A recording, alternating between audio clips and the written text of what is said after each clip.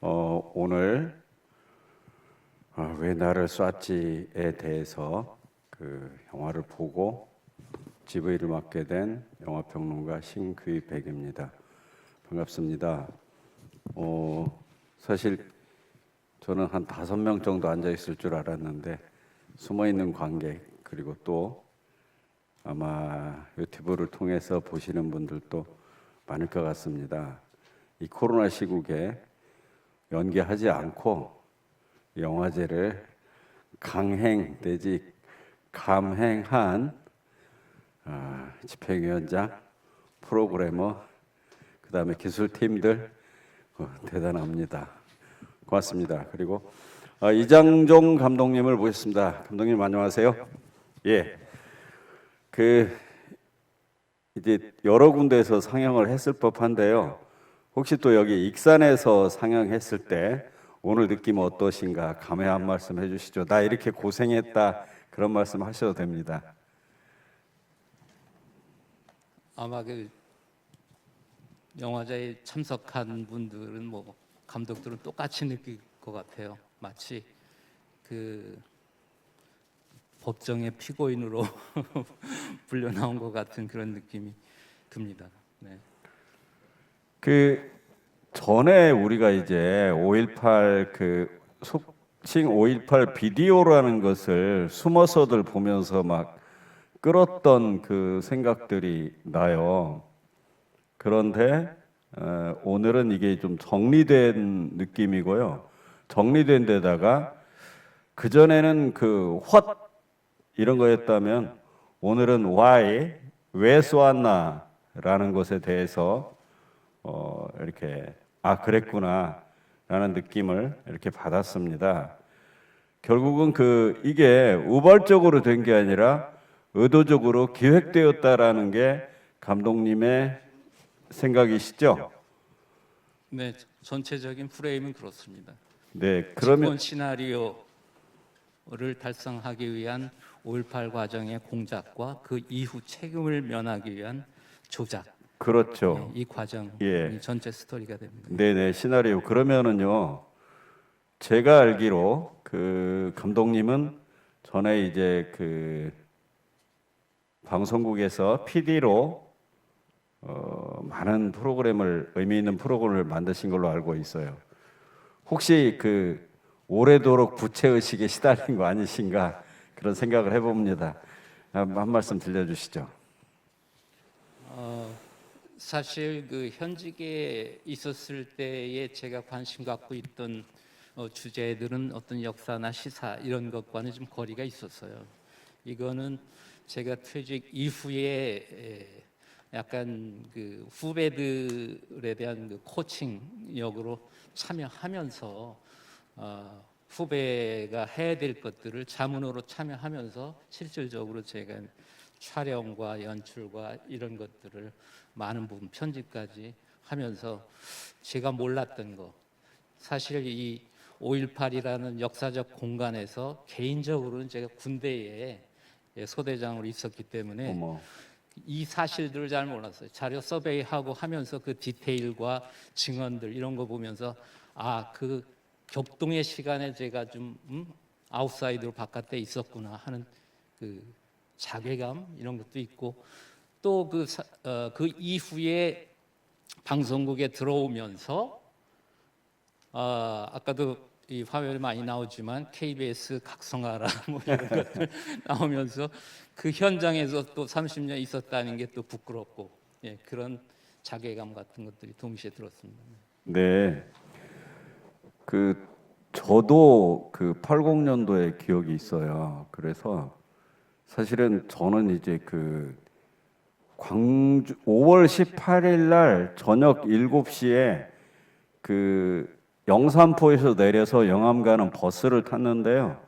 그때 이제 광주에서 오신 시민들이 이렇게 막 여대생 뭐 족가슴을 어떻게 했다 그러고 이 사람들이 이게 지금 취한 거야? 뭐 저도 이제 사실은 이틀 전에 이렇게 묶여 있다가 나오긴 했지만은 좀 이상하다는 생각을 많이 했었거든요.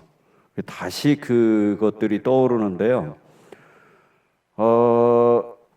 다큐멘터리를 만드는 방법에는 여러 가지 이제 자료 수집도 있고 그런데 이 다큐는 그래도 다른 다큐와 다른 점은 재현도 들어갔고 애니메이션도 들어갔고 해서 그 이해를 돕기 위한 씬 블루라인이라는 그 다큐도 생각이 나는데요.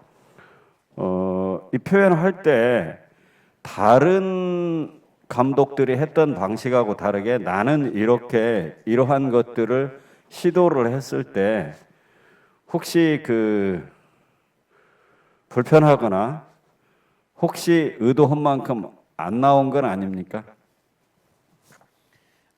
사실 이제 역사물을 다룰 때 조심해야 될 부분들이 어느 정도 이제 감정을 컨트롤하고 이렇게 해야 되는데 제가 이 다큐멘터리를 만드는 그 직장이 방송사가 역사가 깊지 않다 보니까 자료가 없어요. 자료.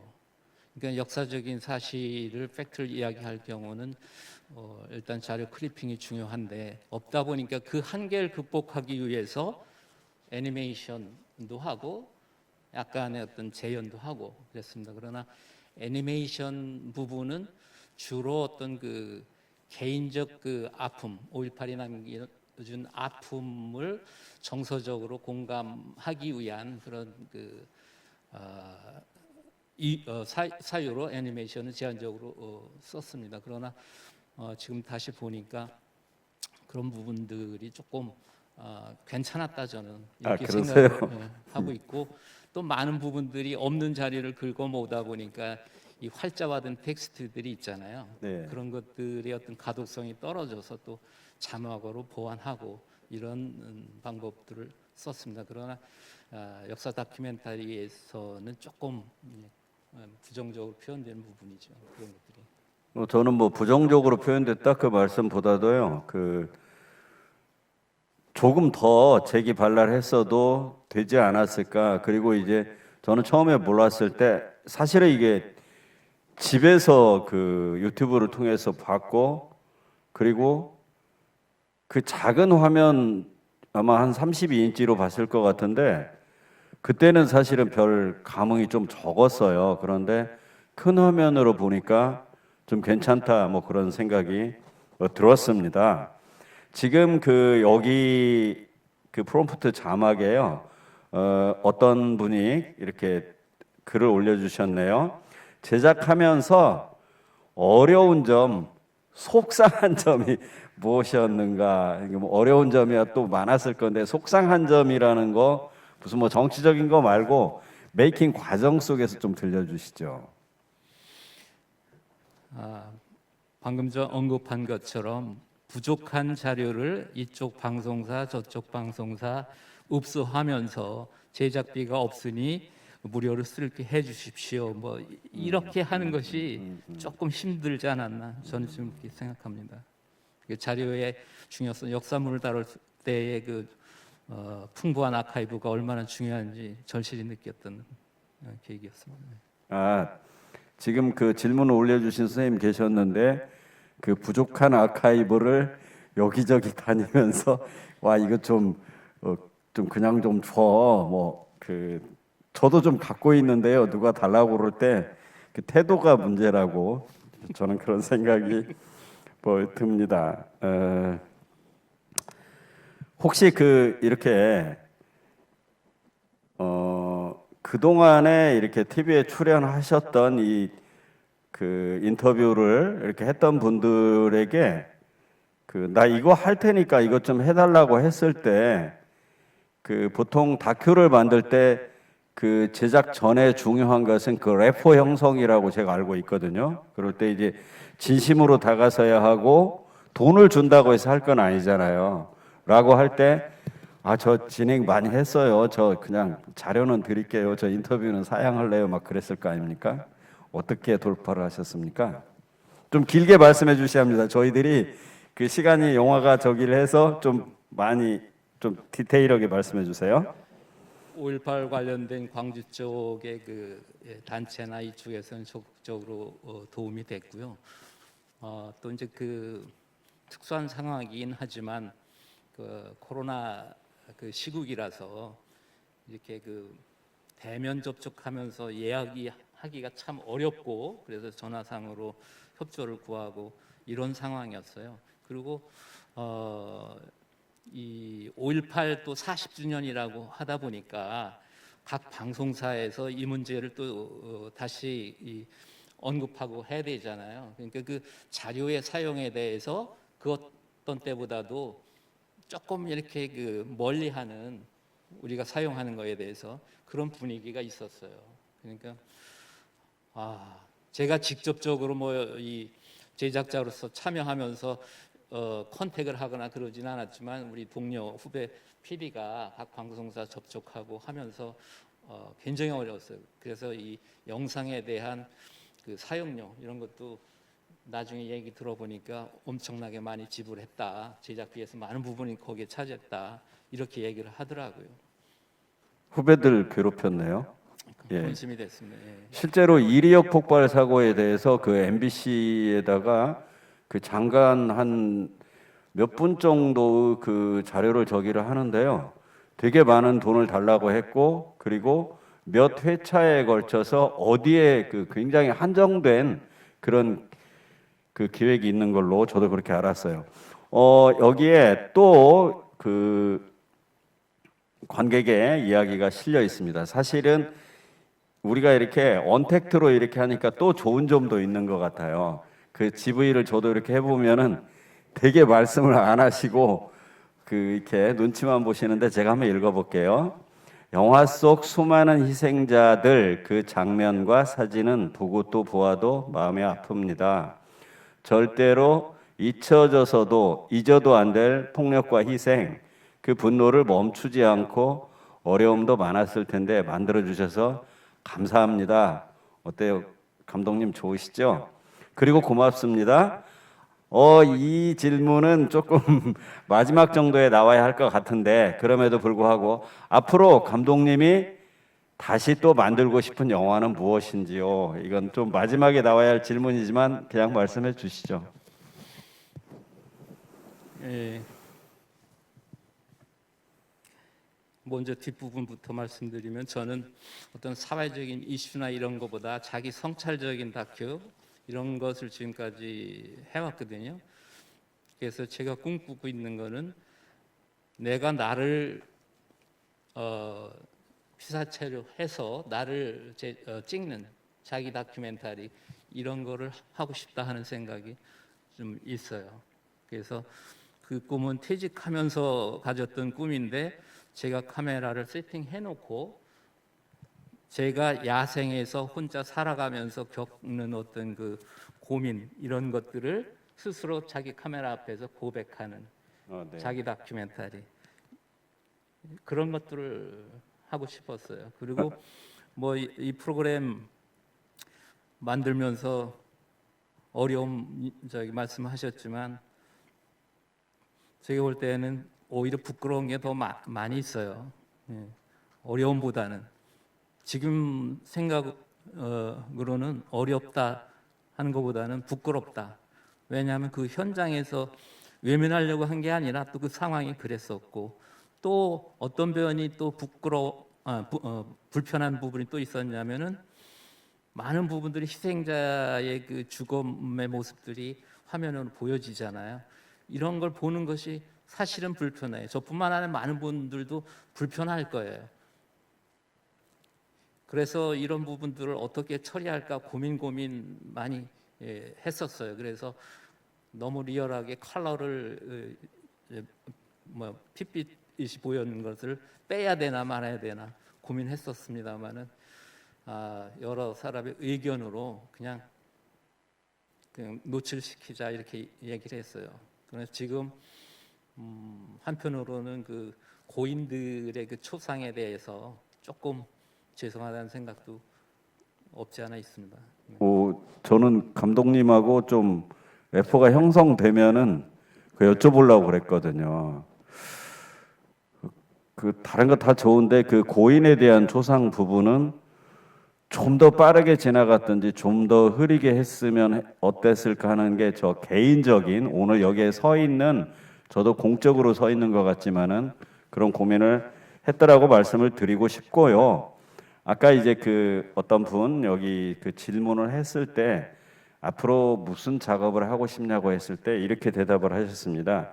내가 나를 피사체로 해서 한번 그걸 들려주고 싶다라고 그렇게 말씀을 하셨는데 저는 이 영화를 집에서 이렇게 보면서 난 무슨 질문을 하지 하고 고민을 했었어요. 그럴 때 방송국에서 약 한 40여 년 가까운 시간, 81년도서부터 계셨다고 했다면은 어 그러면 그때 카메라에서부터 시작해가지고 지금의 이제 디지털 아마 2000년도 정도의 디지털 카메라들이 굉장히 많이 나오고 그게 그 카메라의 그 기종과 대수 감독님하고 함께 했던 그 카메라들이 아마 종류들이 여러 개가 있을 때 이러한 것들을 그 어떤 흐름 같은 것을 보여주면 어땠을까? 그리고 내가 했던 작업들이 그 어떻게 보면 무기 같은 건데요. 저 그런 생각을 해봤습니다. 기특하게. 이제 그 아마 독립 다큐를 하시는 감독님들은 그 장비나 이런 거에 대한 관심 또 그런 것이 어떤 프로그램의 질을 결정하고 스타일을 결정하는데 굉장히 중요하다고 생각하실 것 같아요. 근데 30년 동안 방송사에서 다큐멘터리 한 사람들은 그 장비에 대해서 그렇게 큰 관심은 갖지 않았어요. 이미 제한된 방송사가 소유하고 있는 제한된 장비 내에서 움직여야 되니까. 근데 사실 이번 프로그램 같은 경우는 제가 방송사에 있었지만 방송사 카메라 말고 제가 개인적으로 가지고 있는 미러리스 카메라하고 스마트폰하고 이런 걸로 사이사이 우리 가족 여행 가서 찍기도 하고 그 여러 가지 꽃이나 이런 것들은 스틸 사진이 있기도 하고 그래서 오히려 지금 저 개인적으로 이렇게 그 무엇인가를 영상적으로 표현할 때는 과거 방송사에 있었을 때보다 굉장히 자유롭고 또 표현도 다양하게 보여줄 수 있겠다. 작가 제작자의 스타일을 보여주는데 굉장히 좋은 환경이다 이렇게 생각을 하고 있어요. 물론 저 방송사에 있었을 때는 뭐 초기 굉장히 어려운 시절에 엄청난 그 무게에 시달려서 연출가로서보다는 장비 운반자로서 초기 입사해서 활동하고 그 이후에는 이제 점차 장비들이 가벼워졌잖아요.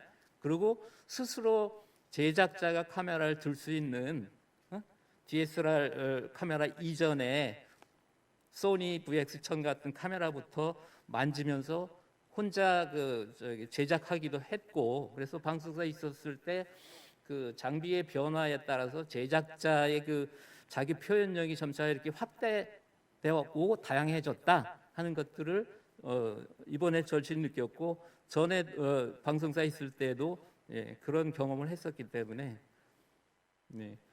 장비가 가지고 있는 그 소형화, 가동성 이런 것들이 굉장히 중요하다 표현하는데 이렇게 생각하고 있어요. 네. 그 앞으로 무엇 할 거냐에 대한 질문에 대해서 나는 내가 피사체가 되는 거기에는 이런 것도 있을지 모르겠어요. 내 삶을 돌아본다거나 내가 어떤 수양을 한다거나 내 삶이 어떻게 개벽된다거나 그런 것들이 있지 않을까 싶고 나만 등장하기는 그러니까 카메라의 변화 같은 걸 등장시키면 어떻냐 하고 제가 후배로서 이렇게 여쭤봤습니다. 또 질문이 있어요. 신군부 세력들과 비호 세력들이 광주 항쟁 이후 끊임없이 조작하고 은폐하였는데 그러한 거짓을 막아내는데 이런 다큐 작업들이 중요할 것 같습니다. 이후로도 더 해야 할 시민 또는 언론 또 방송 미디어의 과제가 있다면 뭘까요? 하면서 감독님을 되게 괴롭히는 것 같습니다. 감독님에게 막 그 언론, 방송, 미디어 과제까지 다 물어보는데 그 KBS에서 근무 아니면 복무했을 때 그 받은 스트레스를 지금까지 연장하는 것 같습니다. 스트레스를 기왕 더 받으시고요. 과제가 있다면 뭘까요? 어차피 저도 이제는 독립적인 이 프리랜서 이 다큐멘터리 제작자 이렇게 표현할 수 있을 것 같아요.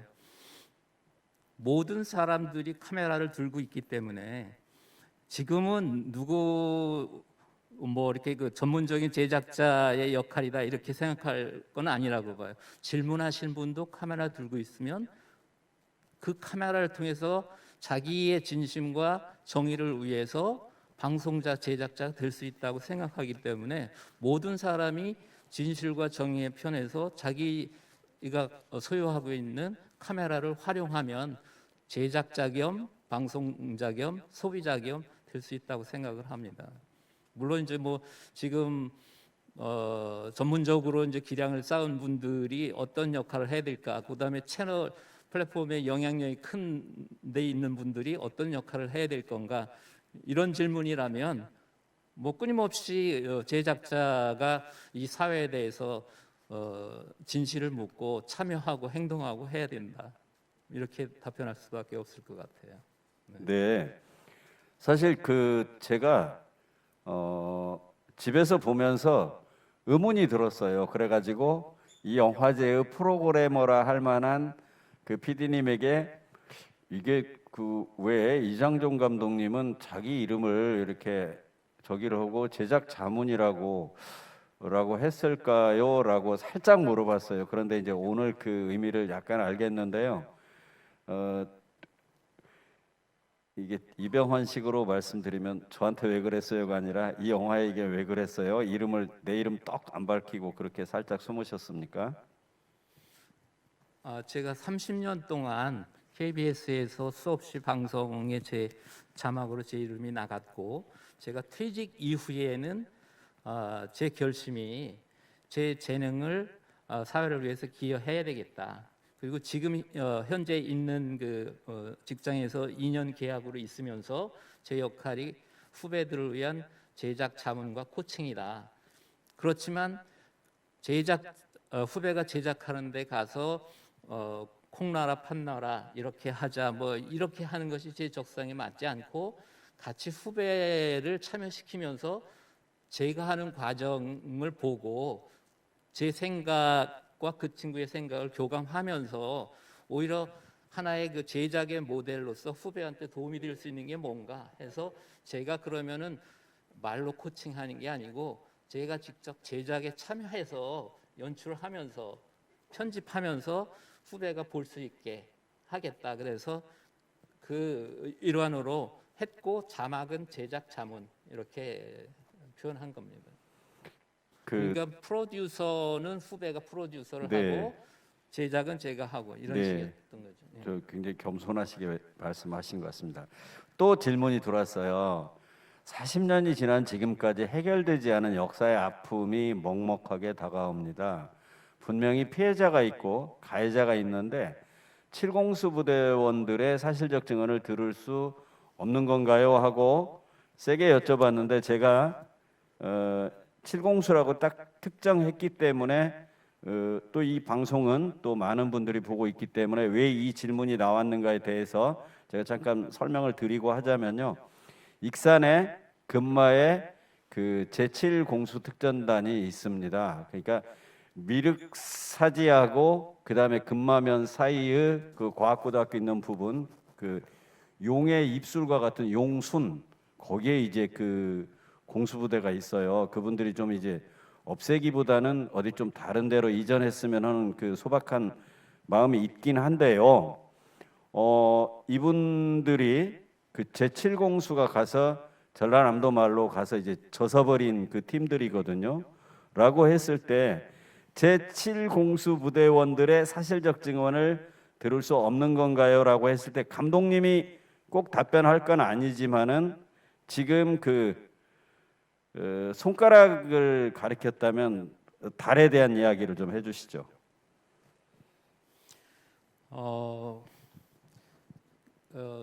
이번 다큐멘터리에서도 몇 분 5.18 때 이 신군부 세력 계엄군 쪽에 참여했던 분들이 증언을 했고요.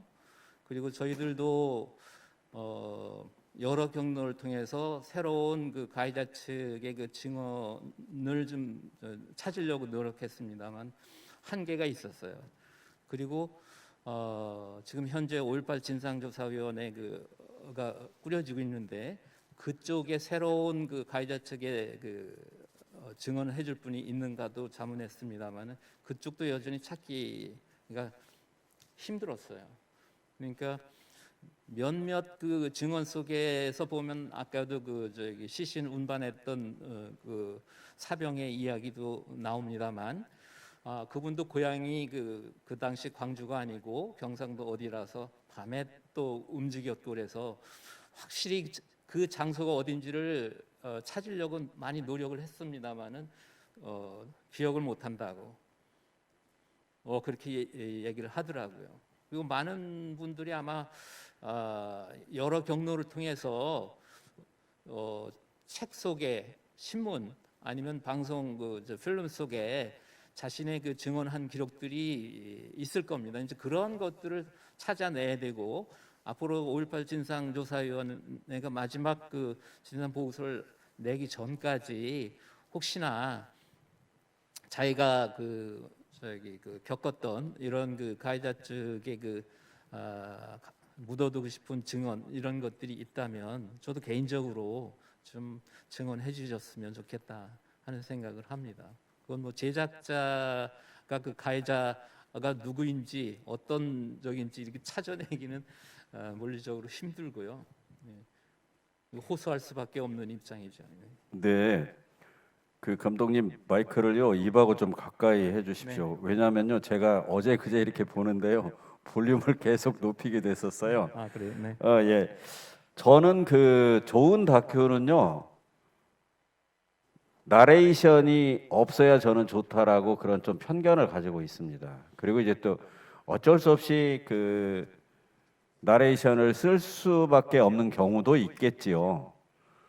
그리고 또한 요즘은 이제 또 자막도 되게 많이 깔지 않습니까? 우리가 버라이어티 같은 거 보면 자막 자체가 또 어떤 그 캐릭터의 역할을 할 정도로 세상은 변한 것 같은데 그 이 다큐에는 그 나레이션이라든가 또 자막이 없지는 않았지만은 저는 그런 점에서 되게 좋게 봤습니다. 그 감독님이 평소에 갖고 있는 그 다큐에 대한 생각 속에서 나레이션이나 자막에 대해서 어떻게 생각하시는지 감독님 말씀을 마이크를 좀 잘 대고 말씀해 주십시오. 예, 아마 그 독립 다큐 하시는 분들하고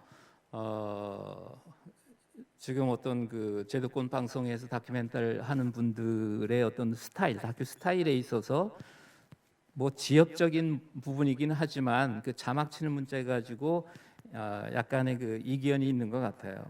독립 다큐 하신 분들은 그 자막의 힘보다는 관객이 상상할 수 있는 여지를 충분히 남기고 해석할 수 있게 하는 것, 그게 아마 독립 다큐 제작자들의 공통적이진 않지만 어쨌든 그런 스타일인 것 같아요. 그러나 방송 쪽에서 다큐하는 분들은 분명한 메시지, 내가 무슨 얘기를 할 건가가 관객하고 많은 부분 소통이 되면 그것은 성공했다. 메시지가 완벽하게 그 소통이 되냐 안 되냐는 굉장히 중요하기 때문에 거기에 대한 부담이 굉장히 많은 것 같아요. 그리고 또 제작하는 시간이 다양하지가 않잖아요. 여러 명이 한 프로그램을 하면 모든 그 제작자가 동일한 균형된 그 제작 기간 내에 해야 되니까 아이템도 그 시간의 제약을 받게 되고 또 프로그램도 이게 전달력이 있냐 없냐, 무슨 얘기를 하려고 했냐, 뭐 이런 스타일인 것 같아요. 그러다 보니까 이제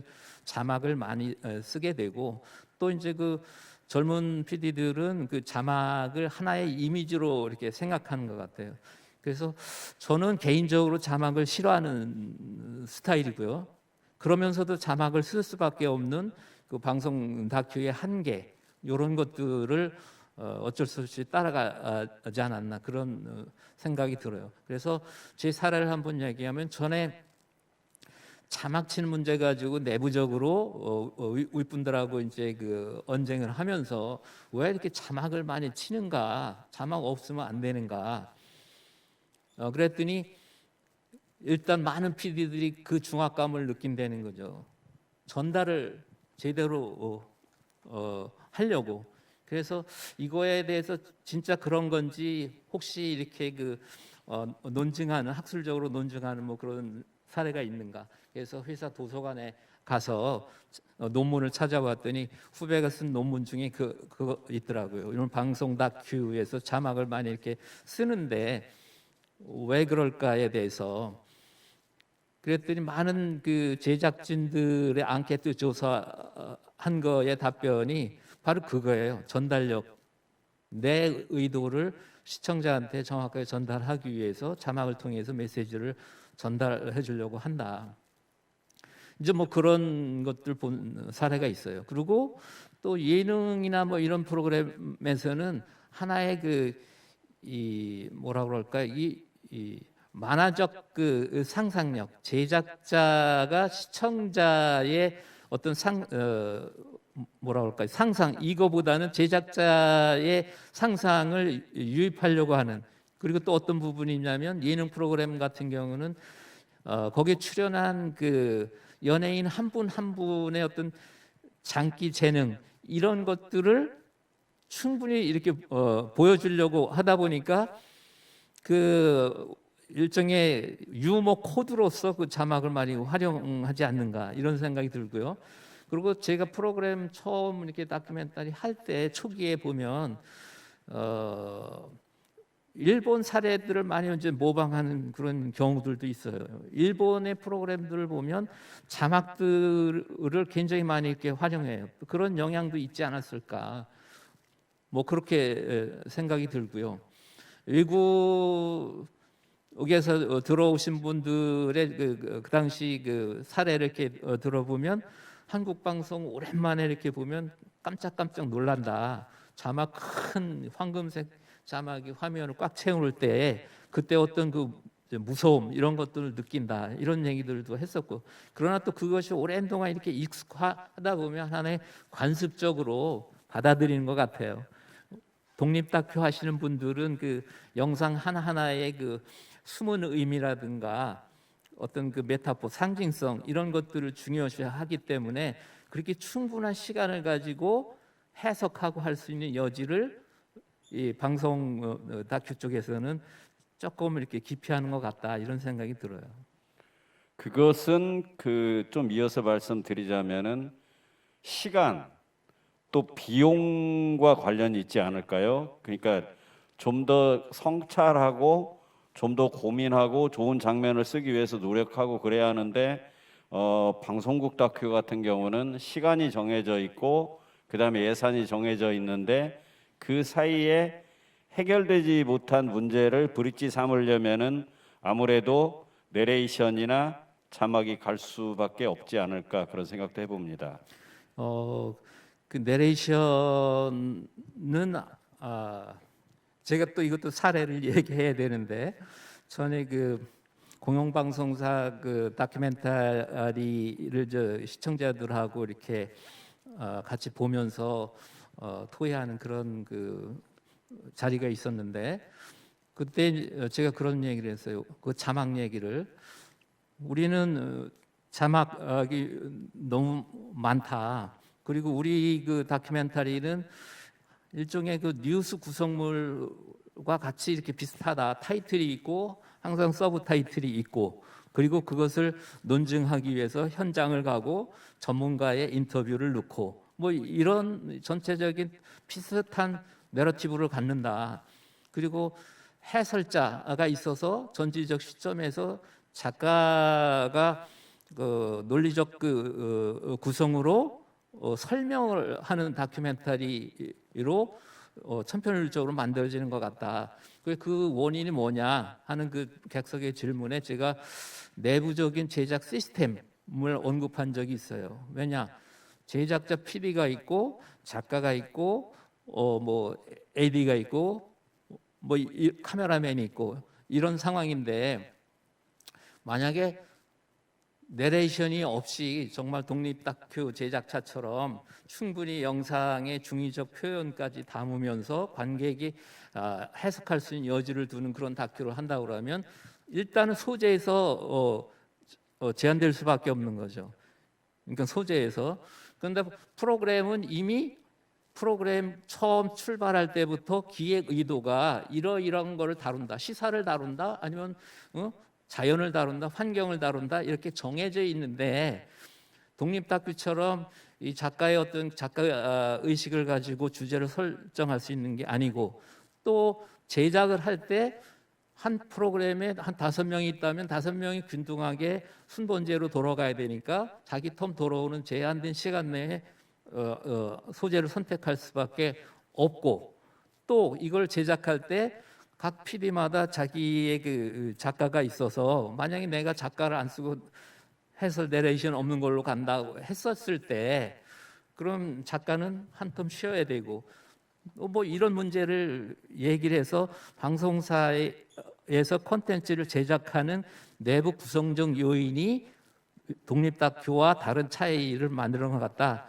이렇게 얘기한 적이 있습니다. 그랬더니 작가분 중에 항의하면서 그거는 제작자의 상상력이 부족한 거를 변명한다 이렇게 얘기해서 곤욕을 치른 적이 있었습니다. 뭐 굉장히 좋으신 그런 말씀을 들려주신 것 같습니다.